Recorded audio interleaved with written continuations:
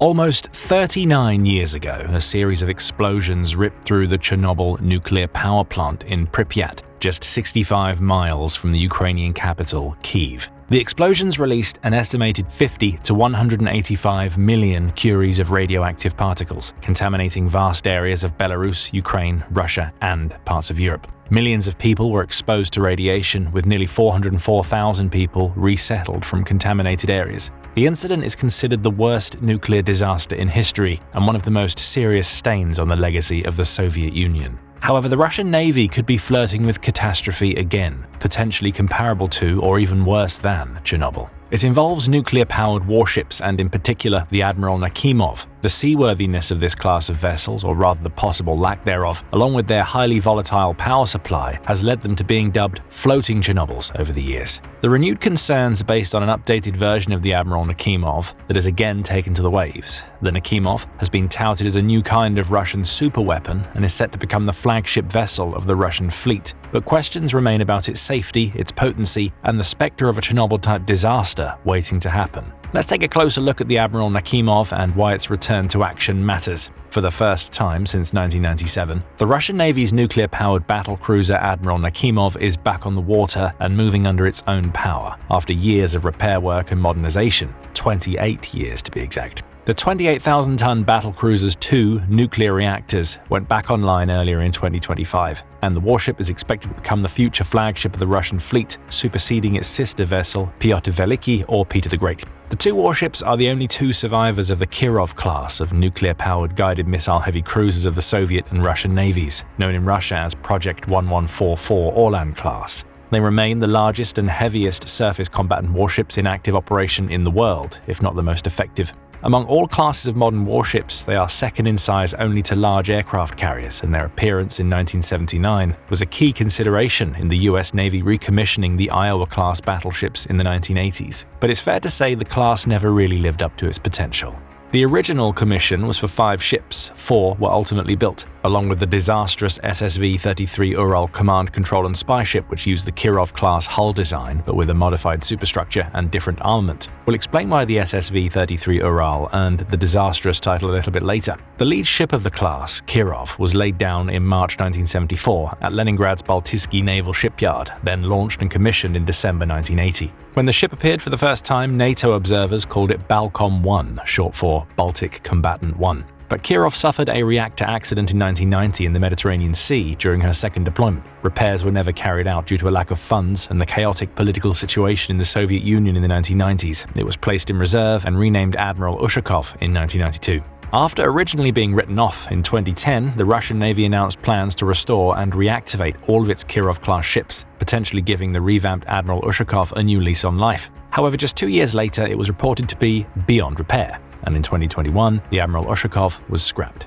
The second Kirov-class ship, Admiral Lazarev, was finally commissioned in 1984. It was originally named Frunze, but was renamed at the same time as Kirov became Admiral Ushakov. The ship became inactive just a decade later, in 1994, was decommissioned in 1999, and sent for scrapping in 2021, which is scheduled for completion by the end of 2025. In the case of both, the Admiral Ushakov and the Admiral Lazarev, the reactor cores were in such a dire state that the Russians decided it would be too difficult, expensive, and potentially dangerous to remove the spent nuclear fuel and repair them. Which brings us to the third Kirov-class ship to be commissioned, the Admiral Nakhimov. It was originally named the Kalinin when it was commissioned in 1988, then renamed at the same time as the others in 1992. After many delays and setbacks, the fourth Kirov-class ship, Yuri Andropov, followed a decade later in 1998, 12 years after construction started. It became the Pyotr Veliki in 1992, and as mentioned earlier, still operates as the flagship vessel of Russia's Northern Fleet. The fifth and final Kirov-class ship was originally going to be named Fleet Admiral of the Soviet Union Kuznetsov, or Dzerzhinsky, which was later changed to October Revolution and then just Kuznetsov. Ultimately, it made no difference because, in part due to the delays experienced during the building of Pyotr Veliki, the ship, and indeed the entire project, was scrapped in 1990. But not before the ill-fated SSV-33 Ural super spy ship, built on Kirov-class foundations, had been built. It's not clear whether the ship's misfortunes ultimately came down to poor design and manufacture, or more fancifully, somehow incurring the wrath of a pantheon of sea gods. But if any ship was a floating Chernobyl waiting to happen, this was it. And just like the newly relaunched Admiral Nakhimov today, the Ural was intended to give Russia a high-tech edge at sea. The idea was to build a huge nuclear-powered reconnaissance ship specifically designed to sail thousands of miles to the US missile test site at Kwajalein Atoll in the remotest part of the Pacific Ocean. It would sit there for months on end, scooping up electronic data to help the Russians figure out what the US's most secretive weapons do. Construction began in 1989, and the Ural was ready to make its maiden voyage from the Baltic shipyard where it was built to its port home of Vladivostok just less than 2 years later. Almost 900 feet long, 100 feet across at her widest part, and displacing 34,640 tons of water, Ural was unquestionably huge. It took a crew of 1,000 to staff it. Its twin nuclear reactors could, in theory, generate 171 megawatts, as much as a small civilian power plant. All that juice was meant to propel the ship to a speed of 22 knots while powering one of the densest, most complex arrays of radars, radios, and electronic listening devices ever put to sea. However, the Ural never made it anywhere near Kwajalein, or anywhere that its expansive array of tech could be put to its intended use. Soviet and later Russian authorities, thankfully, were never willing to risk sending Ural on an actual deployment, and maybe that's a good thing. The ship was a magnet for disasters at sea from the moment it entered service in December 1988. The issues started almost from the outlet. When the Ural finally arrived at Vladivostok, after a round trip all the way around Europe and through Southeast Asia, the vessel's special pier wasn't complete. It was forced to anchor out in the bay and begin a long battle with corrosion and failing machinery, which had to remain running while at anchor to power the systems supporting the huge crew. Then in the summer of 1990, a fire broke out on the ship, damaging large parts of it. Later in the fall of 1991, a powerful storm tore the still-scorched ship loose from its moorings and swept it out to sea, nearly dashing it, along with its reactors, against a rocky islet. The following year, the still incapacitated Ural was pierside in Vladivostok when an ammo depot just a mile away accidentally exploded, peppering the naval base and docked ships with rounds and shrapnel. The crew somehow managed to move the ship out of range, with only the help of one tug and her own power, another narrow nuclear escape. By that time, the Soviet Union had collapsed, taking Russia's shipbuilding industry with it. The Kremlin couldn't afford to pay for even routine training and deployments, let alone the many millions of dollars in repairs that the Ural required. As the ship wasted away in Vladivostok, it gradually took on water and began listing 5 degrees, a problem that several repair efforts could not correct. To keep it from breaking free in another storm, dock workers eventually took the extreme step of physically welding the giant ship to the pier. In addition to being a nuclear accident waiting to happen, the Ural was also a rough place to be stationed. Something, probably radiation, had killed all the rats on board so quickly during the maiden voyage that they didn't even have time to jump ship. However, many of the crew who were exposed to whatever killed the rats did. After a year or two of uncomfortable, dangerous, and entirely prospectless service on the hapless ship, and in response to denied transfer requests, many crew members simply jumped overboard and swam ashore. Ural's crew dwindled to just 100 sailors, 10% of her original complement, which hastened her slide into utter decrepitude. In 2002, the Russian Navy formally decommissioned Ural and spent nearly the next decade figuring out how to dispose of the ship. They didn't want to expose any of the many military secrets on board. Eventually, in 2010, it was sent to the Far East Zvejda shipyard for dismantling, which was completed by 2018. So that was at least one potential Russian nuclear disaster at sea the world no longer had to worry about. But it's far from the only one. Almost most of the others now lie on the ocean floor. During the Cold War, the United States and the Soviet Union built more than 400 nuclear-powered submarines. Situated just 60 miles from the border of NATO member Norway, the Arctic port of Murmansk and surrounding military bases became the home base of the USSR's nuclear navy and icebreakers, and of course their highly radioactive spent fuel. It was only after the Iron Curtain fell that the consequences became clear. At Andreyeva Bay, where 661,000 tons of toxic water leaked into the Barents Sea from a nuclear storage pool in 1982, the spent fuel from more than 100 submarines was partly kept in rusty canisters under the open sky. Fearing contamination, Russia joined Western countries in a sweeping cleanup to decommission and dismantle 197 Soviet nuclear submarines, dispose of strontium batteries from 1,000 navigation beacons, and remove fuel and waste from Andreyeva Bay and 3 other dangerous coastal sites. It's a good start, but there's still plenty more Russian nuclear mess on the ocean floors that still need to be cleaned up.